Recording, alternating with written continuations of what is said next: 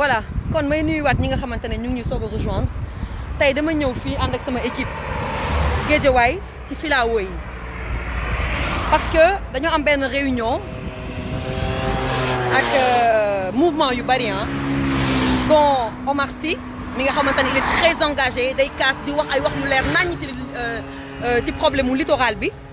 ak filao yi nga xamante ne gars yi dañ koy jël di ko dagg di ko jaay di ko joxe di ko maye je sais pas mënoo ko affirmer parce que dégg laa ci am mais tey dama ñëw constater te li ma gis mooy effectivement suuf su bëri nekkatu fi filao yu bëri dañ ko buddi te Dakar boo seetloo day tàng xol yi du neex parce que amul benn à part kii bi nu mu tudd côté Mariste bi xaw ma amul benn poumon vert bi moo nekk côté Mariste non côté zone de Niayes kese moo am benn poumon vert lépp loo xamante ne garab la gars yi gëmuñu ko parce que ils préfèrent prendre la terre tabax ko d'ici après di ñu ko louer ñun gis ngeen ko mu ngi nii lii nag laa bëgg wan leen ngeen xool te bu ñu ko kenn xeebal parce que fii ñun dañoo mën a néewal man ak samay morom maak ñëpp a yem dañoo mën a néewal waaw sénégalais tant que laaloo ko moom personnellement pour moom li ngay wax ni yëpp amul solo wala dafa am lu ko lal man faraluma kenn man sama dëkkuwaay moo ma gënal parce que da ngay dem dëkk jàmbur yi ñu am yu rafet yow ngay ruus te pourtant Sénégal Dakar li ñu am mu nekk presqu'île li ñu am ci littoral waxuma benn dëkk amu ko de waaye dina raar dina néew ci ay dëkk yu ko am ah corniche bi kii tali bi kenn du ne baaxul xool leen kenn du ne baaxul parce que gis nga ko tabax nañ tali géej gaa ngi nële caméraman baa nekk nii di filmer gis ngeen ko xoolal mais lépp nañuy tas lépp lii nag mooy coow li lii rek mooy coow li gis ngeen ko waaye benn nit nag moom munul wax munul kaas moo tax nag may def ay petites vidéos des petites vidéos di def ay petits directs pour que tout le monde sache de quoi il s'agit mu ngi nii gis ngeen ko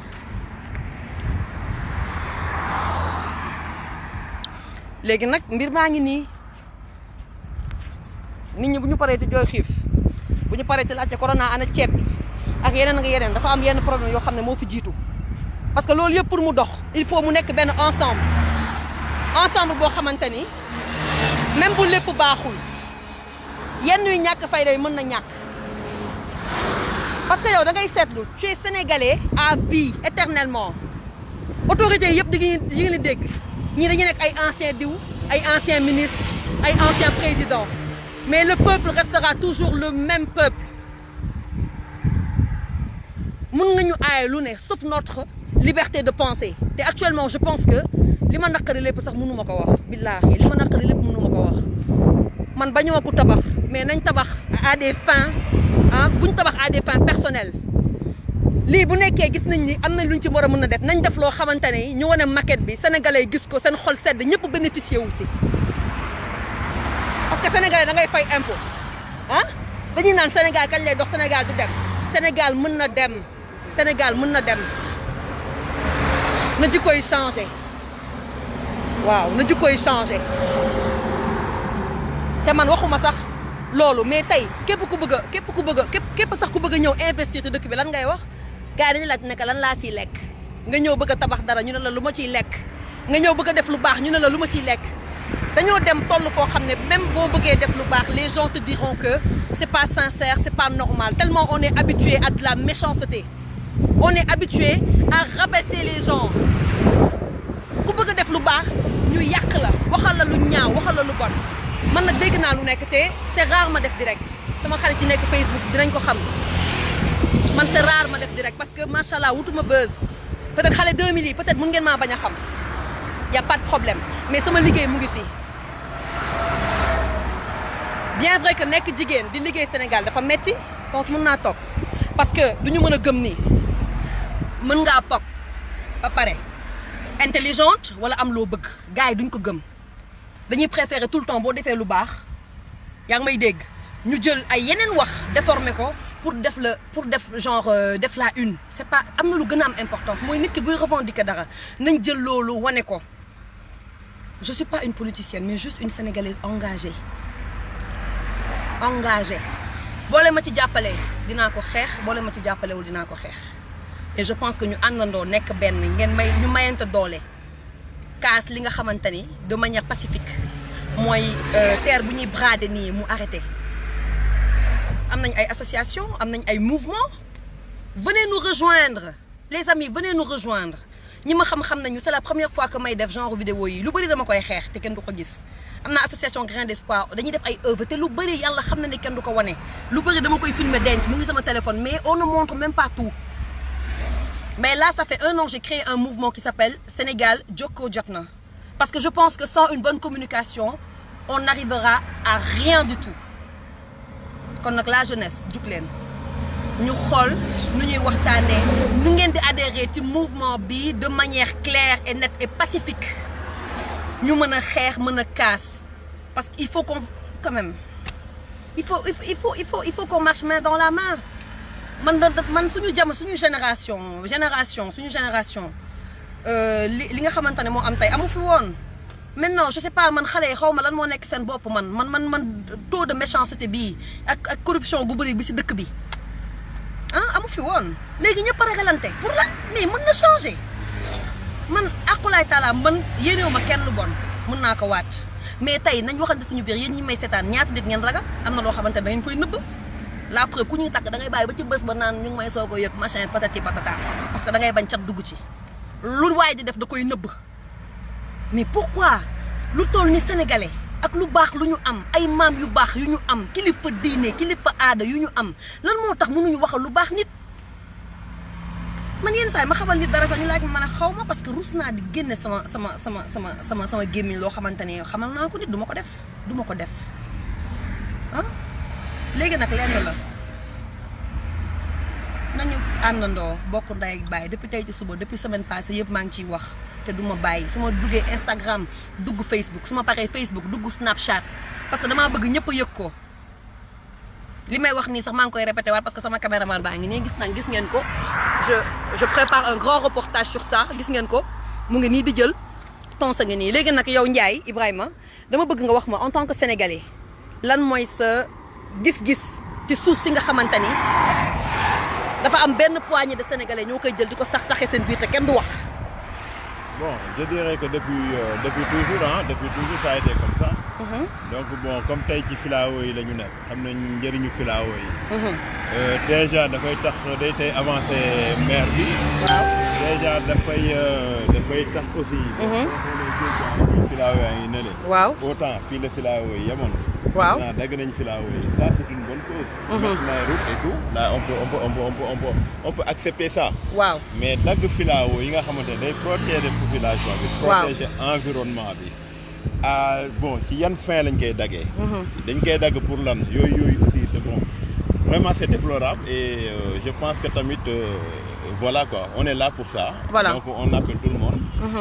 Ne serait-ce que pour venir nous rejoindre. ci mouvement bi ñu nekk. muy Sénégal Jokko Jotna. Éventuellement pour combattre ces genres de choses. À l'avenir nga xam ne dootu fi am. Bon c'est ça. merci alors Ndiaye yaa ngi fi njengeen yi Mia Koyta yéen ñëpp a leen di gis di leen nuyu di leen jaajëfal et merci beaucoup de nous donner un peu de votre temps ngeen xool li nga xamante ne dañuy kaas c'est tout simplement problème mu littoral bi nañuy kaas problème mu suuf si nga xamante ne bu ñu ko bàyyiwul ak sénégalais yi je pense que xol billaay yuuxu dina jëp foo xam ne doo ko fa foogee parce que tamit mënuñu toog di muñ duñu wax il faut ñu wax fii dëkk bi ñëpp a ragal wax acteurs yi duñu nangu wax parce que dañuy ragal dugg ci dara kenn du leen jàppale woykat yi duñu nangu wax parce que dañuy ragal peut-être je sais pas ñun bu ñu kenn jàppalewul yéen sénégalais yi ngeen jàpp ci léegi damay dagg vidéo bi ci kanam duggaat ci biir filao yi xool lu fa xew lépp laa leen di wan incha allah lépp laa leen di wan combat bi lenn la mooy damaa bëgg filao yi nga xamante ne dañ koy dagg suuf si nga xamante ne dañ koy tabax littoral bi nga xamante ne côté corniche bi yëpp dañ koy dagg di ko jaay wala di ko maye wala di ko joxe moo xam temps wu Ablaye Wade temps wu Abdou Diouf wala temps wu Winnie il faut que ça cesse dafa doy ñun duñu ay nooy neexu kenn ngeen baal ma man duñu ay nooy neexu kenn lu tax sénégalais war a nekk nooy neexu nit ñi ñëw di def ay milliards ku ñëw ci gouvernement bi 1 an 2 ans yor ay milliards ñi jàng ba yëy seen këyit duñu am liggéey parce que waa administration côté administration moo métti ndax fii da ngay nekk DG di politique bàyyi sa liggéey di politique. avant man bi may nekk xale man temps yàgg na dama naan dégg sama ñoom papa naan loolu amul da ngay nekk cadre da ngay liggéey pour le peuple léegi cadre yëpp ay politiciens lañu. léegi ñu nar ko bàyyee noonu man buñ ma déggul sax keneen dina mës a wax ñu dégg ko.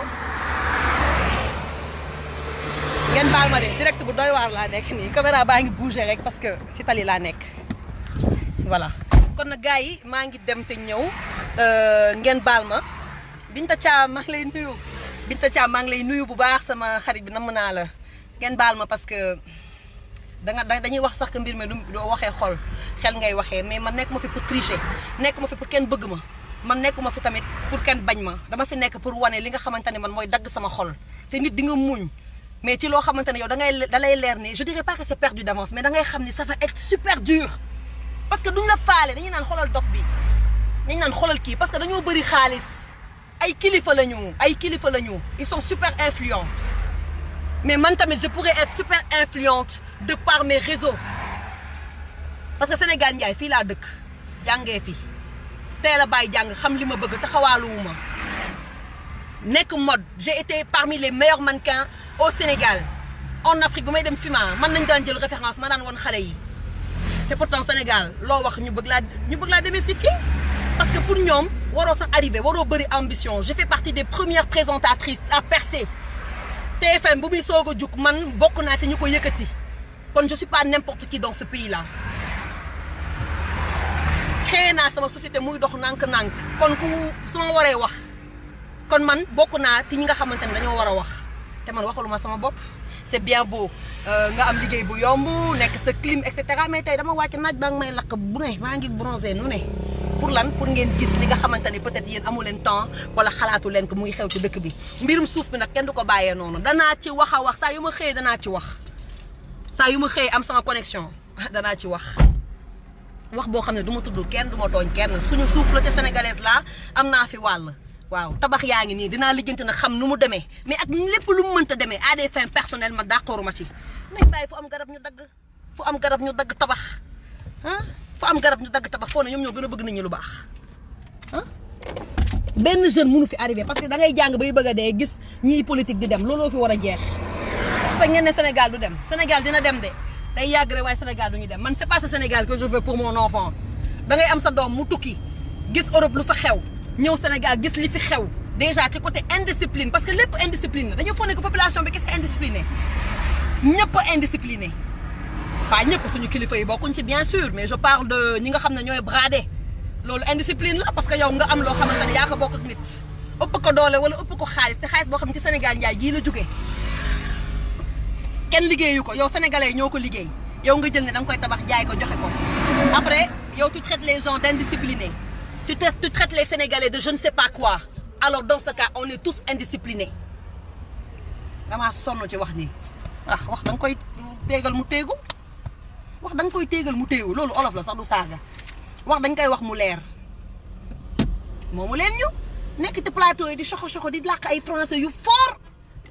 ku la dàq jàng duma sa morom cadre la ENA laa génne patati patata après yow ENA boo xamante ne Sénégal njaay xool leen boobu bi ma juddoo ba tey fii lañ am ay tali de laa fi gis te tali sax baax na waaye mënu nañ am plus on se contente de ce qu'on a mais on aurait pu avoir plus sénégalais bi muy nekk sénégalais ci civilisé sénégalais bi muy nekk sénégalais ci bëgg lu baax sénégalais bi muy nekk sénégalais waaye dëkk boo xamante ne jigéen yi sax duñu am kàddu gu bari góor ñi dañuy jàng ba pare wala jigéen yi jàng duñu am liggéey parce que gars yi dañuy liggéey ba dee mooy tax ñu bàyyi seen place fii amul nga def dara baaxul nga démissionné wala sa président wala sanctionné la xas la amu fii bu leen ragal sanctionné leen gars yi quand le peuple est derrière vous vous avez tout ndax peuple bu mer c'est dangereux man daal fu ma meree ñaata Sénégalais ñoo war a mer parce que man dugguma ci politique man lu ma neexul sama carte lay xaar ma voté mais li naqari nit ñi bëri na barki Serigne Touba li naqari nit ñi dafa bëri bu ñu waxee ñu génn ay article ak ay code di bëgg a rey nit ñi te loo xamante ne sax kenn du ko xam ñun li ñu xam mooy littoral bii nañ ko bàyyi gis naa ko président acte na mais xamaguma sax parce que xool naa ko ci site officiel bi c'est pas dans le site lu ñu acte loo xamante ne président dafa bëgg mu leer da ko war a publier ci site seen site officiel bi lépp loo xam ne wax nañ ko nekkul ci site officiel bi nag ay naxaate la man gëwuma loolu ay naxaate la de attaqué wu ma kenn nag Sénégal loo wax ñu woo la loo wax ñu woo la man attaqué wu ma kenn xaama wàcce wane waat gars yi damaa sonn tons damaa sonn xool leen jeunes yi ci plage bi léegi jeunes yi ngeen bëgg a privé yéen seen plage am jeunes yi xoolal jongama bii di daw yi xoolal jongama bii ah regardez fii Guédiawaye la xool leen nu mu rafetee léegi xool leen filawoo yi fii la yemaat gis ngeen ko lii yëpp dagg nañ ko lii yëpp dañ ko dagg gis ngeen tout ça a été rasé pour quelle fin je ne sais pas mais en tout cas dagg nañ ko di dagg ay garab rek di dagg ay garab yow fu am garab ngeen dagg xoolal bi gis ngeen ko ngeen foog ne lii rafet na ah je vous laisse regarder 5 minutes baax yaa ngi gis Mohamed Rassoul merci d'être là pour ceux qui viennent d'arriver je dénonce cette accaparement illégal bu littoral bi ak accaparement illégal bu Guédiawaye gis ngeen ko filawoo yaa ngi nii rafet bay bëgg a dee Cheikh Ba c'est possible ça c'est possible tu as vu ce qu'ils ont fait gis nga ko lépp nañ dagg dëkk bi amatul dara gis ngeen ko lépp nañ dagg lii yëpp ay garab la woon dëkk boo xam ne amul garab après ñu naan Sénégal rafetul ak Sénégal xamuñu lu baax ak xam nañ lu baax mais ñu ëpp doole ñoo fi nekk di ko dagg waaw mbir maa ngi nii nag en tant que présentatrice j'ai le droit de vous montrer sur mon Facebook ce qui se passe dans ce pays-là voilà au lieu de faire valoir vos connaissances de faire valoir vos mérites à travers je ne sais pas quoi à travers quelle réussite hein venez nous aider à construire cette jeunesse n'est pas une jeunesse qui se laissera faire à travers tout ça c'est un bradage c'est pas normal lii normalul lii lay xeex normalul gis ngeen ko je suis même en retard à la réunion parce que j'ai pas envie de vous lâcher j'ai envie de vous montrer li nga xamante ne moo fi xew lii rafetul voilà ngeen baal ma nag tey ngeen baal ma nag parce que je m'emporte parce que voilà mais c'est ça écologiquement c'est une catastrophe gis nga ko garab yi léegi fii la yem lii xoolal nu mu afee dafa af xoolal fi laa wooye yaraaxee na nu ne af la def af xoolal kër yi ba pare les maisons là construites n'importe comment pourquoi les maires ne prennent pas leurs responsabilités hein pour imposer une construction boo xamante ne day rafet sénégalais dàq tukki dàq jaay maanaa koo sa gis mu tëye saagam soxo da nga naan kii déggul olof boo làqee olof sax wala la seen doom yi sax dégguñu olof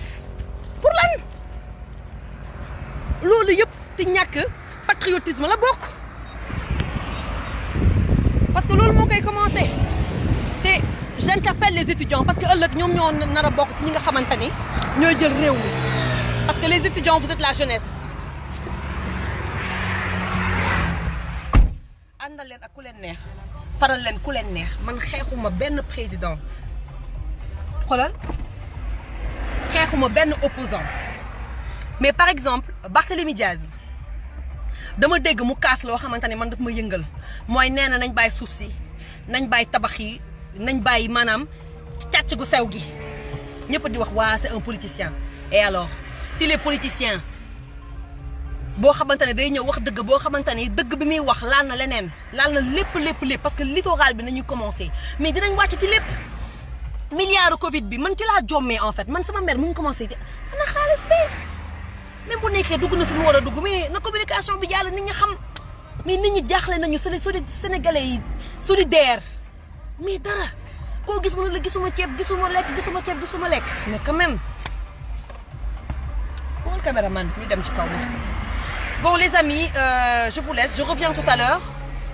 dinañ def benn réunion je vais essayer de voir s'il y a possibilité de faire un direct dans le cas contraire je reviendrai très prochainement d'ici le week-end je vais vous montrer inchallah côté littoral bi je vais essayer de prendre le maximum d'images incha allah bu ñu ci yàlla bàyyee bu ñu ma karulee ma daal di leen wan li nga xamante ne moo xew. xuloowuma xeexuma jàmm laa woote mais en tant que sénégalaise pour terminer maa ngi woote gars yi xipp seen bët ak seen nopp suuf si dem nii bari na on a tous des enfants wala les jeunes vous êtes appelés à avoir des enfants li gën a bon mooy sa doom tukki beneen dëkk gis dëkk bi ni mu rafetee bu wàccee da lay xeeb danaan mais maman pourquoi nous on n'a pas ça mais pourquoi nous au Sénégal on est comme ça da ngay rus il faut nit ñi apprendre à réaimer le Sénégalais. On se déteste entre nous pourquoi parce que peut-être yow mu may seetaan bëgg nga benn nit mu yàqal la def lu bon iñaane la ñii ñu leen di xeex seen sëy ñii ñu leen di xeex seen xarit par exemple ma gis benn chef bëgguma mu arrivé et pourtant il est intelligent war na ma indil ci connaissance am on a une concurrence dégueulasse loolu moo fi war a jeex il faut une concurrence saine mais concurrence bu malsaine c'est pas bien pour un pays alors kenn du mën a booloo nekk benn ñu xeex Birane merci damaa may nag moo tax may sëgg di lire nii rek merci et vraiment si je vous ai choqué Vénus jaajëf côté entrepreneuriat yaa ngi ci def liggéey bu rafet bon je vais vous laisser un peu le temps d'essouffler parce que xam nga comme li ñuy wax rek des fois doo bëgg emporter wu da ngay bëgg def genre mais là je ne peux pas faire genre parce que je suis écœurée je suis une sénégalaise écœurée parce que je sens pas que am naa doole gars yi may leen ñu doole ñu mën a wax yomb na bu ñuy signer pétition ñu signer pétition bu ñuy jooy ñu jooy je vais essayer de réactiver mon messenger mën a gis message yi mën ko tontu déggal Moustapha Gueye Moustapha bàyyi ree bi Moustapha looy ree grand na nga def fii ngeen dëkk xaama laaj gars yi ba xam xool ndax ñoom yëg nañ la xew mais grand jël leen pont bi mais jël leen pont bi bàyyi non grand jël leen pont bi waaw naka mu ça va lu bees waaw dugaluguma la mën naa am sa accord parce que maa ngi tudd Ndak dama nekk sénégalaise politiguma kenn yónniwu ma mais dama gis en fait suuf si gars yi di tabax di jaay filao yi fii ak côté Dakar di sax-saxee kenn waxu ci loolu laa bëgg xam est-ce que mën naa la jël nga wax nga noo tudd ma yaa ngi ci direct Facebook noo tudd kaay ma jël la nii Moustapha xamata parce que comme yow amoo léegi Moustapha waaw ayta non mën naa takk ne garaaw léegi Moustapha dama ñëw fii xool li nga xamante ne gars yi def nañ ko ci filao yu ñu dagg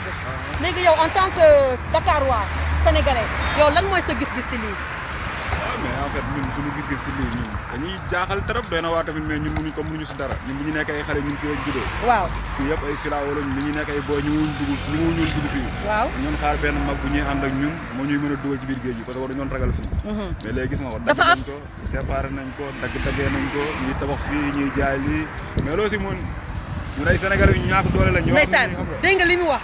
nee na lan nga si mën loolu la ñëpp di wax luñ si mën nañ ci dara xam nga luñ ci mën li ma def nii la ñëpp war a def mooy lii premier casse la mais premier casse mooy jur deuxième casse jur troisième casse 50 millions de ay 50 000 sénégalais dégg ko ba 1 million yi wàcc 2 millions yi wax ci léegi lan moo ciy pexe grand lan moo ciy pexe. ñun moom lu si bàyyi moom maanaam doy na waar trop mais lii moom dafa ñaaw trop. filao bi yëpp jaay nañ. dañ ko jaay. yëpp jaay nañ si nekk yëpp jaay nañ. bu ndox bi ñëwoon fi nekk nii si day dugg si biir fii. ndox bi bu ñëwoon day dugg ci biir. d'accord. moo koy téye. question de sécurité la en fait. lu tax yàlla def ko lu tax mu def ko waaye Sénégal moom comme ñun ñu ngi koy séddoo mais nag dina métti ji léegi nga gën a métti mooy ñun suñuy doom ak suñuy sët dañuy fekk ñu. mais am nañ espoir xam nga lu tax xam nga lii gëj na fi am ku ñëw taxaw wax ci. wane naa ko ñu bëri nga koy seetaan di ko waxtaanee am na ñu ko gëm am na ñu ko gëmul mais ñi ko gëm même bu ñu dee 5 personnes dara la c'est une réussite. waaw wuy ma bés boo déggee mouvement bu ñuy def wala dara ñëwal nga fekk si ñu mën a àndandoo jooy li ñu jooy. d'accord merci beaucoup jaajëf. quelle déception ñu dem waa ji nee na ñoom mënuñ ci dara parce que ay sénégalais yu ñàkk doole la man je pense pas que ñàkk nañ doole dañoo ñàkk plateforme pour retrouver wu waxtaan mais ñàkkuñ doole te incha allah dinaa ci wax guddeeg bëccëg ku ci sonn ci wax ji nag bul xool samay direct waaye koo xamante ne bëgg nga xam plus d'informations ak xam naka ngay ñuy rejoindre je vous invite à nous retrouver man politique ma te sama wax dafa légitime parce que kenn gënumaa nekk sénégalaise kon la jeunesse 221 je vous interpelle une fois de plus à vous réveiller à être vraiment une jeunesse active waaye fii dañuy yokk mburu juróomi dërëm gars yi naan garaawul juróom kese la dem jëndi garaaw na kay yebeel foofu lay commencé ñu mën a yokk autoroute à péage bi garaawul 500 kese la garaaw na ñu yokk ceeb bi 100 francs nga ne garaawul mais garaaw na ñun africain xanaa xamoo garaawul moo tax tubaab bi yegg ñu nous on est trop gentil trop passif di jaay teranga gu rëy teranga gën a yem suñu biir na commencé suñu biir nous on a moins de teranga entre nous dañu waxante dëgg man dama bëgg Sénégal li may wax moo tax bëgguma ko sax wax di tubaab ñi nga xam ne dañoo rax dañu dégg dañu ree fii ñëpp ñun ñëpp a ragalante suñu biir man bi ma màggee nii laa commencé dégg ñu naan sénégalais dañoo bon sénégalais moytul boo tukkee sax bëggoo xam fi sénégalais yi dëkk lan moo ko waral am na tamit une raison parce que koo jàppale mu war la kon je pense que nañ def un travail personnel travail ci ñun suñu biir ba pare parce que tamit ay doomu nit ñu baax lañu suñu yaay yi xool leen nu ñu baaxee ñun est-ce que dinañ mel noonu xaw ma ndax dinañ mel noonu mais je pense qu'on a une chance de sauver tout ça on a une chance de se rattraper c'est pas perdu d'avance